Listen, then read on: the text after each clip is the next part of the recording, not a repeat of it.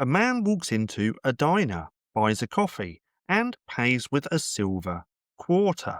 The cashier pauses. It's heavier, shinier, and real. Now, that day, she starts checking every coin in the till, quietly pulling out the old ones, the ones made of silver, the ones worth something. Now, by the end of the year, they're gone. Not because the government recalled them, but because the people did. Because bad money drives out good. And you're still living in the fallout. Now, this isn't just a story about coins, it's law.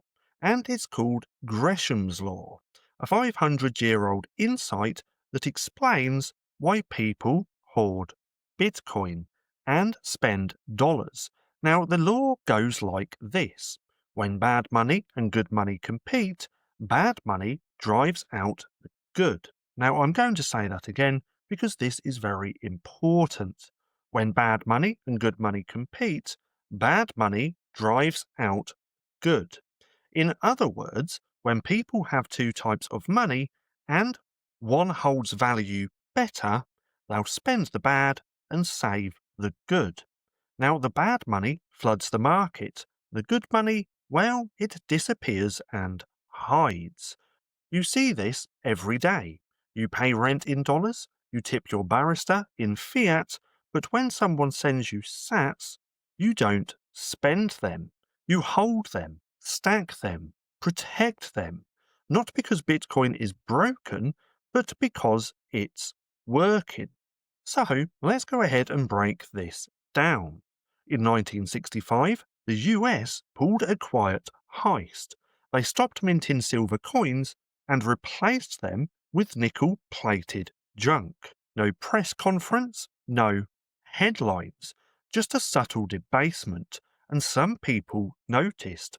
Cashiers began weighing coins, coin collectors scrambled, and grandparents started socking away silver like squirrels before winter.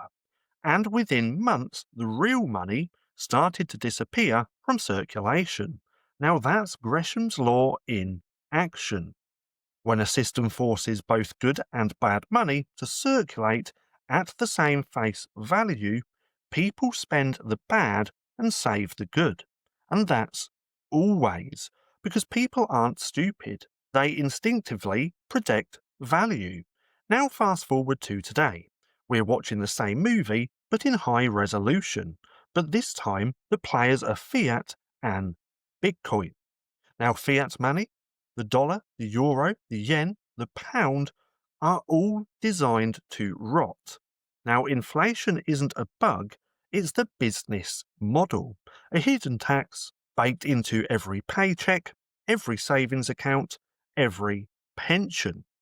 And the worse the money gets, the faster people are encouraged to spend it. So why save what loses 8% a year?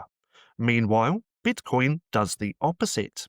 It doesn't leak, it compounds, it stores energy across time because it's digital property encrypted sovereignty. Now, the first asset that rewards low time preference and punishes short term thinking. And that's why people don't spend it.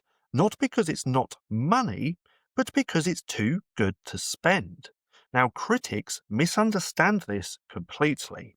They say if Bitcoin was real money, people would use it to buy coffee. Now, that's like saying no one values gold because no one uses it in vending machines. It's a category error.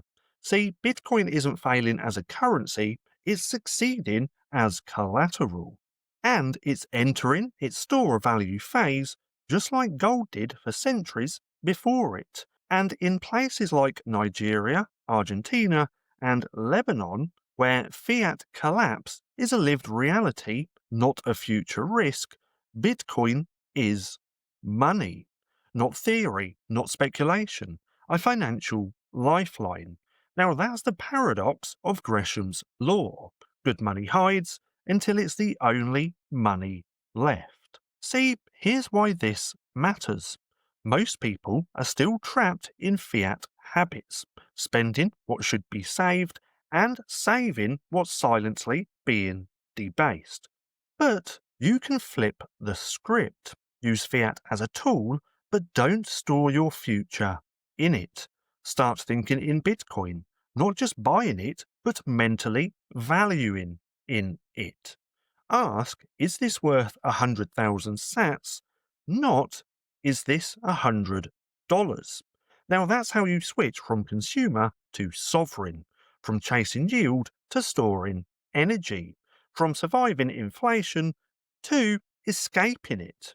Now, bad money circulates, good money hides, but it doesn't stay hidden forever.